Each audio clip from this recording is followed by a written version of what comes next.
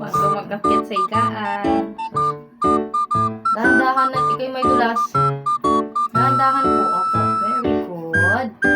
Very good naman yan. Hey guys, for today's video ay about sa aming minggay. Meron po pala guys nag comment. Sabi niya, wow, totoo ba yan? Galing naman. Sana ganyan din ang mga alaga namin. Ayan po, totoo po yan si Silab.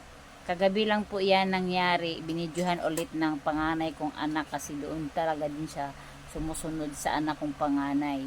Legit po yan guys kasi nung maliit pa siya, sinasanay po namin siya sa CR na doon siya dumumi.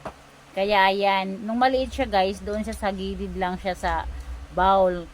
Ngayon nakaya niya na, maakyat na po siya, talagang marunong talaga siya makinig at marunong siyang dumumi doon sa bowl mismo.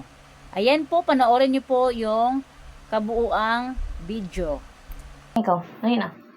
Sabi ni ate, mag-CR muna bago mag-ano ha. Jesus. Ano naman ang basa? Bago magkakit sa higaan. Dahan-dahan at ikay may dulas. Dahan-dahan po. Opo. Very good. Very good naman yung batang yan. Lalablab ni Mabait ate. Ayun lang kita nakitang mabait. Buhusan natin yan ha pagkatapos mo ha. Very good. Very good talaga yan, baby ko na yan. Sabi ko kasi sa'yo kapag katapos uminom. Bakit ka, Ate Charlotte, ka lang nasunod sa akin? Hindi. Favoritism ka.